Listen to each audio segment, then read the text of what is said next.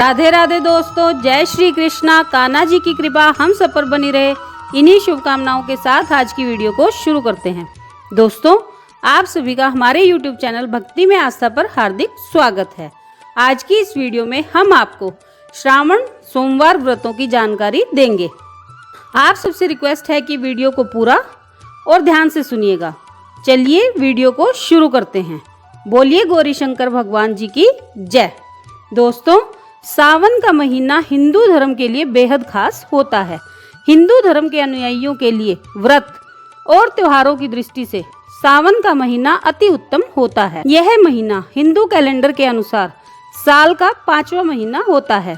सावन महीने को श्रावण मास के नाम से भी पुकारा जाता है। सावन का पूरा महीना भगवान शिव की पूजा को समर्पित होता है। सभी शिव भक्त बड़ी बेसब्री से सावन के पवित्र महीने की प्रतीक्षा करते हैं। इस महीने में कांवड़ियों से सभी तीर्थ स्थल और सड़कें भरे रहते हैं। पूरा महीना भोले शंकर के नाम की गूंज इस ब्रह्मांड में गूंजती है, जो कि मन को आनंदित और प्रफुल्लित करती रहती है। सावन मास में प्रकृति भी अपने पूरे यौवन पर होती है। चारों तरफ हरियाली ही हरियाली होती है। इसलिए ऐसा कहा जाता है कि सावन मास में हरे रंग का प्रयोग अधिक से अधिक करना चाहिए। इससे आदि माता पार्वती को अति प्रसन्नता मिलती है। इस महीने में पड़ने वाले प्रत्येक सोमवार को भगवान भोलेनाथ की व्रत और पूजा का विशेष महत्व होता है। शिव में आस्था रखने वाले इस महीने के सोमवारों की प्रतीक्षा करते हैं, क्योंकि श्रावण मास में पड़ने वाले प्रत्येक सोमवार को अत्यंत मंगलकारी माना गया है। श्रावण मास के प्रत्येक सोमवार में भगवान भोले भंडारी की उनके पूरे परिवार के साथ पूजा करने का विशेष महत्व होता है, क्योंकि इस दिन साधना करने वाले साधक पर भगवान शिव की विशेष कृपा बरसती है। भगवान शिव का साधक जीवन में कभी भी निराश नहीं हो सकता है, क्योंकि भगवान शिव औघड़दानी हैं। महादेव को मनाने और उनकी कृपा दिलाने वाले श्रावण मास के सोमवार व्रत को प्रत्येक प्राणी को अवश्य धारण करना चाहिए। आइए अब आपको सोमवार का व्रत रखने का महत्व बताते हैं। सावन के महीने को भगवान भोलेनाथ बहुत पसंद करते हैं। इस मास में भगवान शिव की पूजा करने से सभी मनोकामनाएं पूरी हो जाती हैं। इस माह में किए जाने वाले सोमवार व्रत का फल बहुत जल्दी मिलता है। जिन लोगों के विवाह में परेशानियां आ रही हैं, उनकी सावन के मास में भगवान के पूजन अर्चन करने से विवाह संबंधी परेशानियां दूर हो जाती हैं और शीघ्र विवाह के योग बन जाते हैं।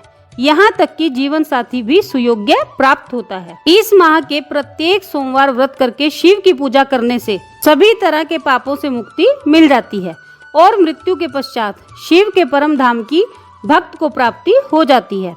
उनके श्री चरणों की शरण मिलती है। सावन महीने में भगवान शिव पर पृथ्वी के जीवों की देखभाल की जिम्मेदारी होती है और वे आदि माता पार्वती जी के साथ पृथ्वी पर विचरण करते हैं।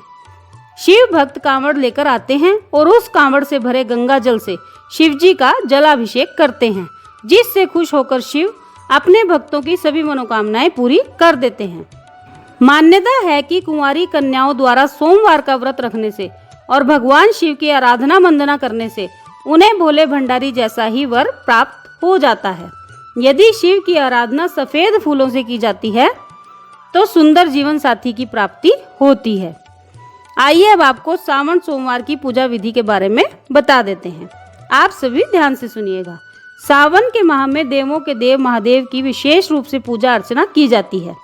इस दौरान पूजन की शुरुआत महादेव के अभिषेक के साथ की जाती है। सावन के सोमवार के दिन प्रातः काल नहाकर घर और पूजा स्थल को स्वच्छ कर लेना चाहिए। गृहस्थों को सोमवार के दिन केवल भगवान शिव का ही नहीं बल्कि उनके पूरे शिव परिवार का पूजन करना चाहिए। पूजा स्थल पर शिव परिवार का चित्र स्थापित करना चाहिए। भगवान को धूप, दीप, फूल और फल और जल ये सब चढ़ाना चाहिए। भगवान शिव को बेलपत्र अवश्य चढ़ाना चाहिए। ब्रह्म मुहूर्त में स्नान करके ताजे बिल्व पत्र लाएं। बिल्व पत्र सोमवार को नहीं तोड़े जाते, इसलिए पहले दिन तोड़कर रख लेने चाहिए। 5 या 7 साबुत बिल्व पत्र साफ पानी से धोकर उन पर चंदन से ओम नमः शिवाय लिखकर साफ कपड़े से ढककर एक साफ सुथरे स्थान पर रख देना चाहिए। फिर अगले दिन सोमवार को भगवान शिव को समर्पित करना चाहिए। ऐसा माना जाता है कि ये बिल्व पत्थर सारी रात भगवान भोलेनाथ का कीर्तन करते हैं, जिससे भक्त पर भगवान भोलेनाथ की असीम कृपा बरसती है। अब तांबे के लोटे या जो भी पात्र पानी का हो, उसमें गंगा जल की कुछ बूंदें डाल लेनी चाहिए और उसे जल से भरकर फिर उससे भगवान भोलेनाथ जी का अभिषेक कराना चाहिए। अभिषेक कराते समय ओम नमः शिवाय मंत्र का जाप करते रहना चाहिए या फिर जो भी मंत्र आता हो वो जपना चाहिए। ऐसा भी माना जाता है कि भोलेनाथ का अभिषेक यदि वर्षा के जल से कराया जाए तो वो भी शिव की कृपा दिलाने में बड़ा सहायक होता है। अगर सोमवार को बारिश हो रही हो तो उसके जल से तो बाबा भोलेनाथ को असीम हर्ष की प्राप्ति होती है और प्रसन्नचित्त भोलेनाथ भक्त के सभी कष्टों का निवारण कर देते हैं।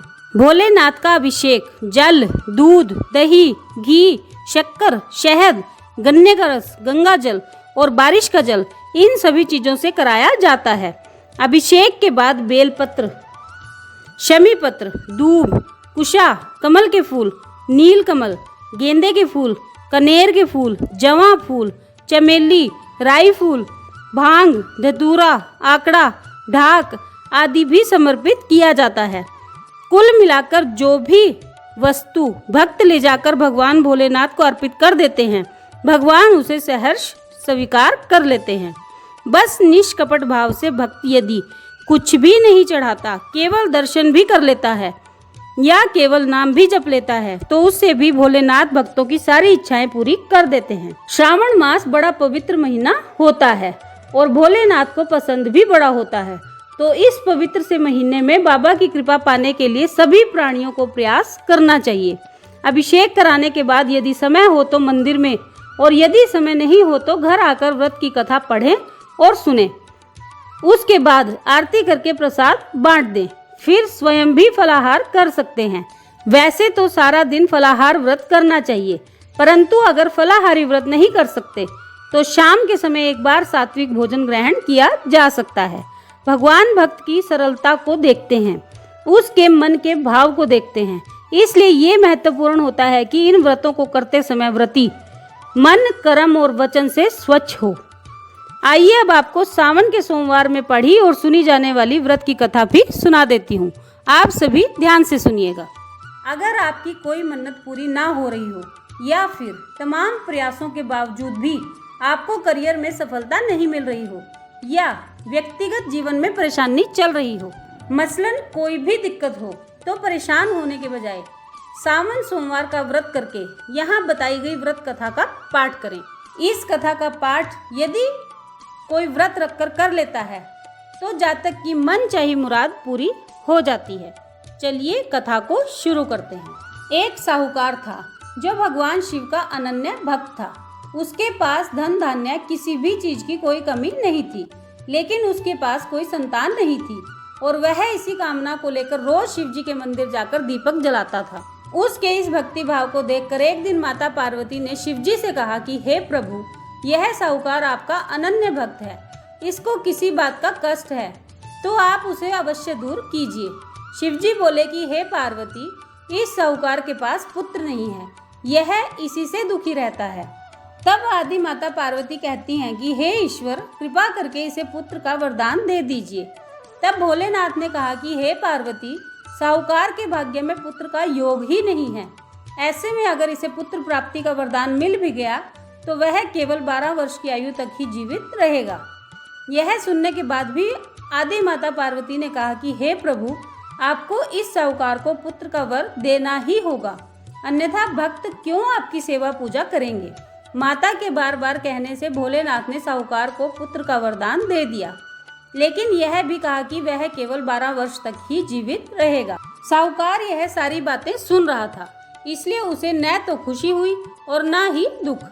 वह पहले की ही तरह भोलेनाथ की पूजा अर्चना करता रहा। उधर सेठानी गर्भवती हुई और 9वें महीने उसको सुंदर से बालक की प्राप्ति हुई। परिवार में खूब हर्षोल्लास मनाया गया, लेकिन साहूकार पहले की ही तरह रहा और उसने बालक की 12 वर्ष की आयु का जिक्र किसी से भी नहीं किया। जब बालक 11 वर्ष की आयु का हो गया तो एक दिन साहूकार की सेठानी ने बालक के विवाह के लिए साहूकार से बात की। तो साहूकार ने कहा कि वह अभी बालक को पढ़ने के लिए काशी जी भेजेगा, इसके बाद उसने बालक के मामा जी को बुलाया और कहा कि इसे काशी जी पढ़ने के लिए ले जाओ और रास्ते में जिस भी स्थान पर रुको वहाँ यज्ञ करते और ब्राह्मणों को भोजन कराते हुए आगे बढ़ना। उन्होंने भी इसी तरह करते हुए जा रहे थे कि रास्ते में एक राजकुमारी का विवाह था। जिससे उसका विवाह होना था वह एक आंख से काना था। तो उसके पिता ने जब अति सुंदर साहूकार के बेटे को देखा तो उसके मन में आया कि क्यों ना इसे ही घोड़ी पर बिठाकर शादी के सारे कार्य संपन्न करा लिए जाएं। तो उन्होंने मामा से बात की और कहा कि इसके बदले में वह अथाह धन देंगे। तो मामा भांजा भी राजी हो गए। इसके बाद साहूकार का बेटा विवाह की वेदी पर बैठा और जब विवाह कार्य संपन्न हो गया तो जाने से पहले उसने राजकुमारी की चुंदड़ी के पल्ले पर लिखा कि तेरा विवाह तो मेरे साथ हुआ है, लेकिन जिस राजकुमार के साथ तुझे भेजेंगे वह तो एक आंख से काना है। इसके बाद वह अपने मामा के साथ काशी जी पढ़ने के लिए चला गया। उधर जब राजकुमार ने अपनी चुनरी पर यह लिखा हुआ पाया तो उसने राजकुमार के साथ जाने से मना कर दिया। तो राजा ने भी अपनी पुत्री को बारात के साथ विदा नहीं किया। बारात वापस लौट गई। उधर मामा और भांजे काशी जी पहुंच गए थे। एक दिन जब मामा ने यज्ञ रचा रखा था और भांजा बहुत देर तक बाहर नहीं आया तो मामा ने अंदर जाकर देखा तो भांजे के प्राण निकल चुके थे। वह बहुत परेशान हुआ लेकिन सोचा कि अभी रोना पीटना मचाया तो ब्राह्मण चले जाएंगे और यज्ञ का कार्य अधूरा रह जाएगा। जब यज्ञ संपन्न हुआ तो मामा ने रोना पीटना शुरू कर दिया। उसी समय शिव पार्वती उधर से जा रहे थे। तो माता पार्वती ने शिवजी से पूछा, हे प्रभु ये कौन रो रहा है? तभी उन्हें पता चलता है कि यह तो भोलेनाथ के आशीर्वाद से जन्मा साहूकार का पुत्र है। तब माता पार्वती कहती हैं कि हे स्वामी इसे जीवित कर दीजिए, अन्यथा रोते रोते इसके माता पिता के प्राण निकल जाएंगे। तब भोलेनाथ ने कहा कि हे पार्वती इसकी आयु इतनी ही थी सो वह भोग चुका। लेकिन माँ के बार बार आग्रह करने पर भोलेनाथ ने उसे जीवित कर दिया। लड़का ओम नमः शिवाय करते हुए जी उठा और मामा भांजे दोनों ने ईश्वर को धन्यवाद दिया और अपनी नगरी की ओर लौट गए। रास्ते में वही नगर पड़ा और राजकुमारी ने उन्हें पहचान लिया। तब राजा ने राजकुमारी को साहूकार के बेटे के साथ बहुत सारे धन धान्य के साथ विदा किया। उधर साहूकार और उसकी पत्नी छत पर बैठे थे। उन्होंने यह प्रण कर रखा था कि यदि उनका पुत्र सकुशल न लौटा तो वह छत से कूदकर अपने प्राण त्याग देंगे। तभी लड़के के मामा ने आकर साहूकार के बेटे और बहू के आने का समाचार सुनाया, लेकिन वे नहीं माने। तो मामा ने शपथ पूर्वक कहा। तब तो दोनों को विश्वास हो गया और दोनों ने अपने बेटे बहू का स्वागत किया। उसी रात साहूकार को स्वप्न में शिवजी ने दर्शन दिया और कहा कि तुम्हारे पूजन से मैं प्रसन्न हुआ। इसी प्रकार जो भी व्यक्ति इस कथा को पढ़ेगा या सुनेगा उसके समस्त दुख दूर हो जाएंगे और उसे मनोवांछित सभी वर मिल जाएंगे। तो दोस्तों ये थी सावन के पवित्र से महीने के सोमवार व्रत की सारी जानकारी जो हमने आपको सुनाई। आप सबने वीडियो को ध्यान से सुना, इसके लिए आपका धन्यवाद। भगवान भोलेनाथ और आदि माता पार्वती की कृपा सारे संसार पर बरसती रहे, यही प्रार्थना भगवान जी से कर रही हूँ। आज की वीडियो में बस इतना ही। कल फिर मिलते हैं एक और नई वीडियो के साथ। तब तक स्वस्थ रहिए, मस्त रहिए, अपना और अपनों का ख्याल रखते रहिए और भोलेनाथ के श्री चरणों से जुड़े रहिए। राधे राधे दोस्तों, जय श्री कृष्णा, जय माता दी।